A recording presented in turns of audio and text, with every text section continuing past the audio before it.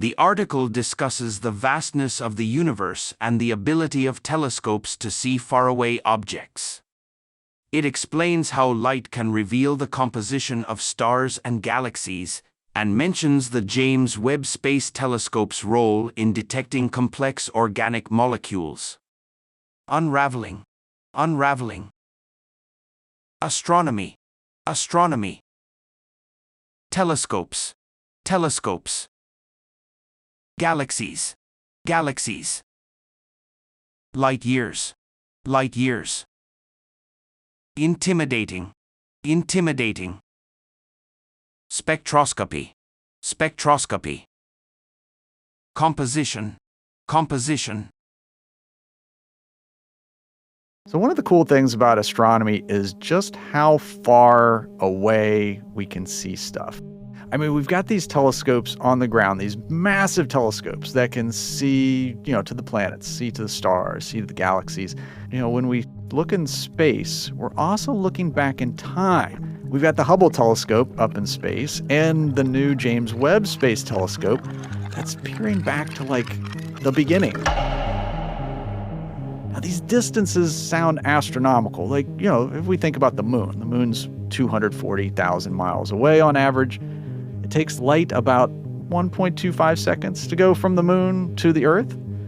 So we would say the moon's 1 1/4 light second away. Mars is, about 15, 20 light minutes away. Then we get to stars, and stars are light years away.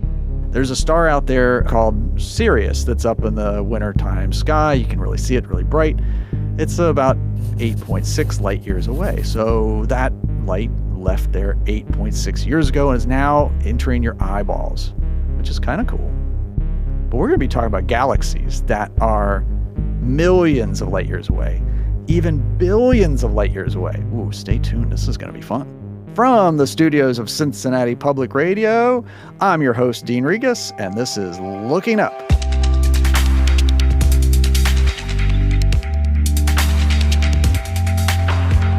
Show that takes you deep into the cosmos or just to the telescope in your backyard to learn more about what makes this amazing universe of ours so great. Our guest today is Justin Spilker, assistant professor of astronomy at Texas A&M, and has been working with the James Webb Space Telescope. What the Hubble saw were thousands of stars and galaxies beyond what we could see with our own eyes. In other words, it confirmed the idea that the universe is a really, really big place.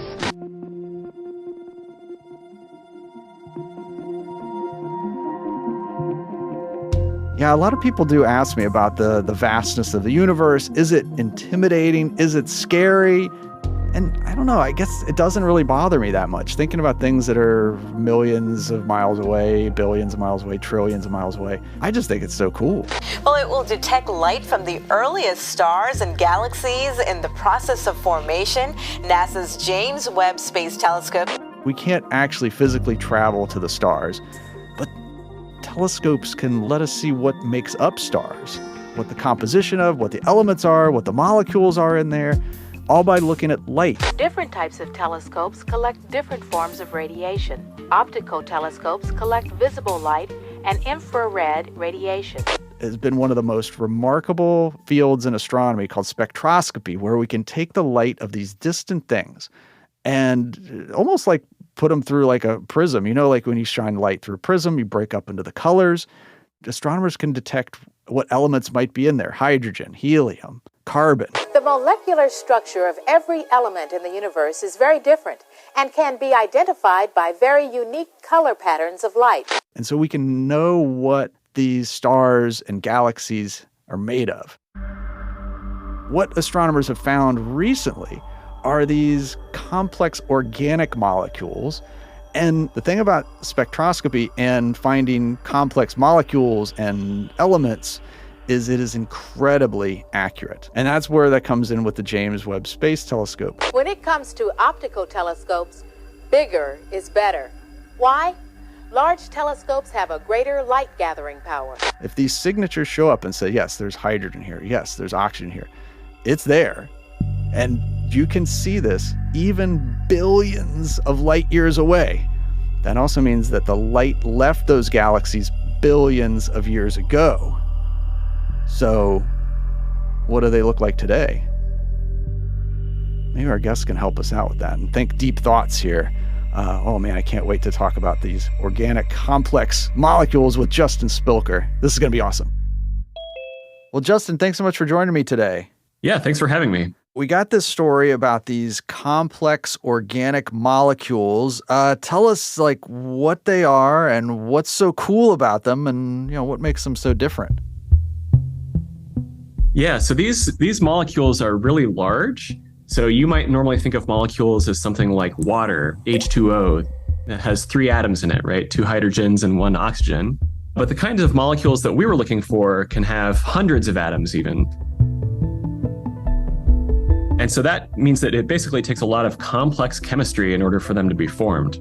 These aren't organic molecules like DNA or sugar or something like that. These are more organic molecules like you tried to forget about from your high school chemistry class. They have a bunch of carbon atoms in them. And since carbon is one of the most common elements in the universe, these molecules can go quite large, which tells us a lot about the complicated chemistry that's going on out in interstellar space. You actually might be familiar with them a little bit on Earth, because they show up here in the form of things that we typically don't like. These molecules show up in smog and wildfire smoke. And so there's, people across this planet who right now are breathing in some of these molecules, and we know they definitely cause cancer. But at least in space, they're not nearly as dire as that makes it sound. They just kind of form naturally in space, and so we see them out there in the Milky Way, and now we've seen them out in very distant galaxies as well. We can do, in effect, stellar chemistry as well as physics. It's kind of, I think, cool to link these molecules that we know on Earth, even if we don't like them very much, to also be able to see them out in the depths of space.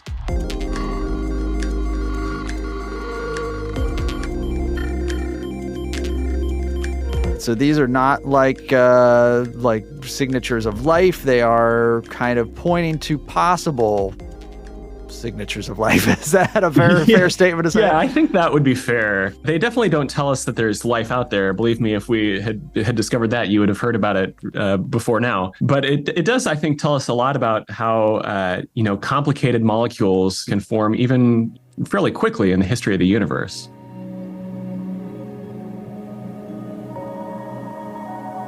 Well, and so, I'm picturing when you say molecules, I'm thinking of, science class and looking through a microscope and, that kind of stuff and the diagrams of these things. But how are we seeing these with telescopes?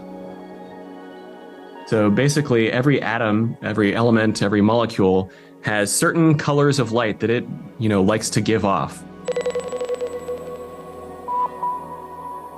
So for example, hydrogen has a really bright, red color to it. And it has another bright blue color to it.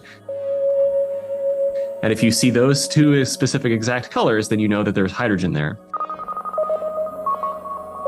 We call this spectroscopy, which is also something that you might want to forget from your high school chemistry class. This is the science then of spectroscopy. It's a $50 word, but it essentially means that we're able to study one type of atom to the exclusion of all others.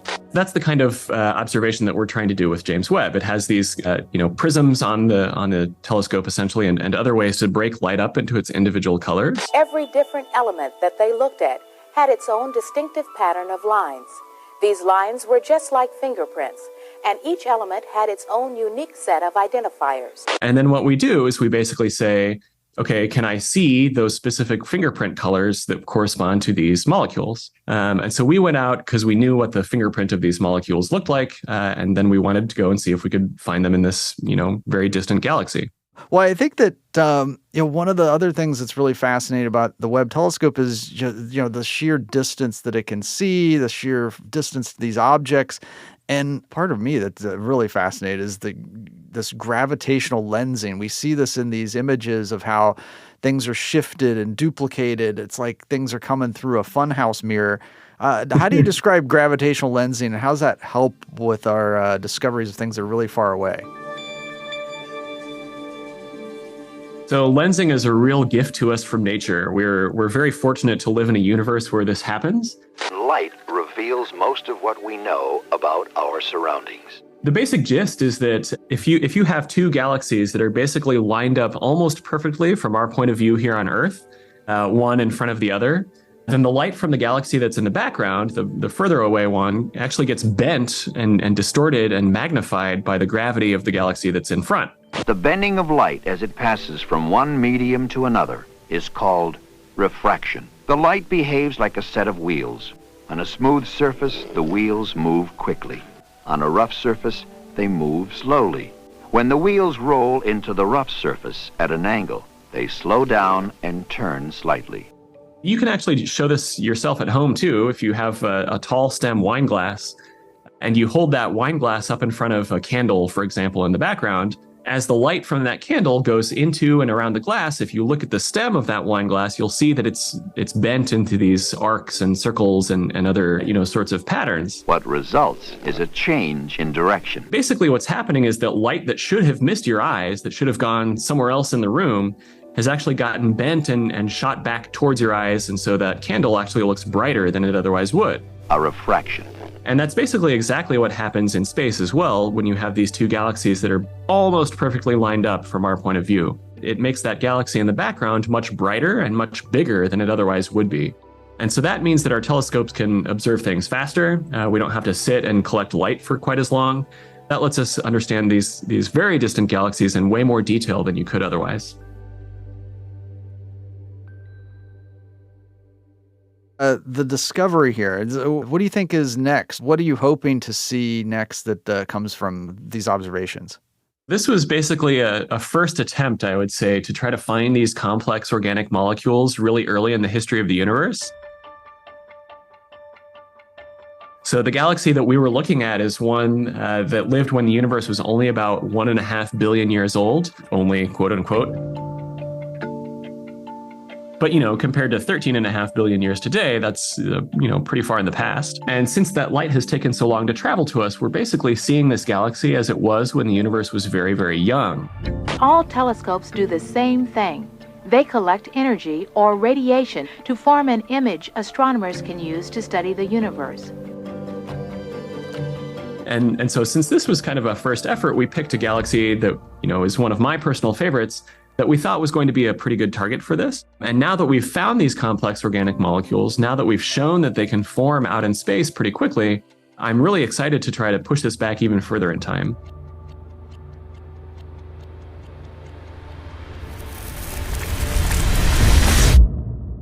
Is there some point in time, if we keep looking further and further into the history of the universe, where these molecules just haven't had enough time to form? If we go back to 1 billion years after the Big Bang, 500 million years after the Big Bang, can we find this point where basically the chemistry is so complex, so hard, that these molecules just haven't had enough time to form yet? That's one thing that I'm excited about.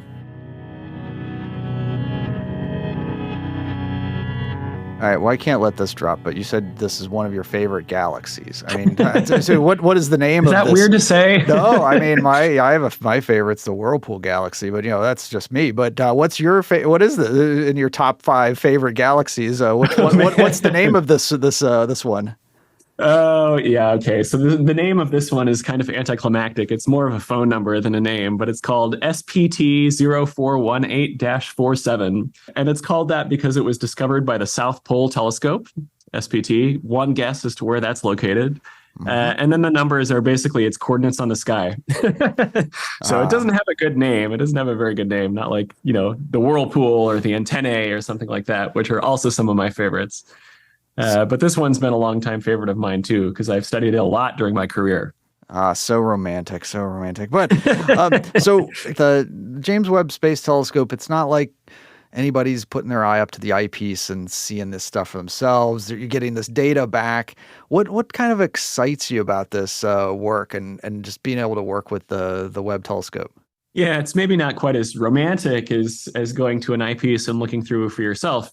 But I would say it's still pretty darn exciting. You wake up in the morning and you see that you got an email that says, hey, your data's ready. Come download it, please. And so you do, and you start flipping through and trying to understand what all it is that you have. And especially with a brand new telescope like this one, since there's a lot of stuff that we don't know about how it operates yet, basically everything is brand new. you are probably the first person in the world to get to see this exact thing that you're looking at right at that moment. Now, I fully realize you're getting this email from an actual person, but somehow inside me, I want an email from the James Webb Space Telescope directly. So send it to me, please. Yeah, right? JWST, I'd like an email. We can start a relationship. It's fine. Yeah, exactly. Well, Justin, this has been great talking with you. Congratulations on the work with James Webb and continued success. And thanks so much for joining us today. Yeah, thanks so much. It's been a pleasure. Yeah, so I was not kidding about favorite galaxies with Justin there. My favorite galaxy definitely is the Whirlpool Galaxy. Well, outside the Milky Way that we live in, but the Whirlpool Galaxy is a pretty incredible sight. It's one of those things that you can actually see with a good-sized amateur telescope. You don't need a professional telescope to see it. Definitely helps to be out in the dark sky. But I always debate, like when I want to show people a galaxy in a telescope, I think, you're always picturing these beautiful color pictures that are taken by professional telescopes with long exposure photographs. And you put your eye up to the eyepiece and look at a galaxy, it looks like a gray smudge. And everybody seems to be disappointed. So I usually get people prepared ahead of time and say, okay, I'm going to show you this galaxy. You're not going to like it. I mean, you're going to barely see it. But there in the eyepiece, that gray smudge is billions and billions of stars. That's millions of light years away from you. Kind of build it up. Sometimes it works, sometimes it doesn't work. The Whirlpool Galaxy, if you get a big enough telescope and you get dark enough conditions, you can actually see the spiral arms of that galaxy. And its other galaxy that's right next to it, that's kind of being swallowed up by the bigger galaxy. It looks like a whirlpool. It is really cool. So check it out. If you have some telescopes that you can go to, see if you can go to a dark sky, see the Whirlpool Galaxy. And of course, we'll post some pictures of the Whirlpool Galaxy. Just check out the link in the description of our website. Looking Up with Dean Regas is a production of Cincinnati Public Radio. Ella Rowan is our show producer, audio engineer, and wavelength monitor. I'm not positive, but I think her favorite wavelength might be 91.7. But our theme song is Possible Light by Ziv Moran. I'm Dean Regas, and keep looking up.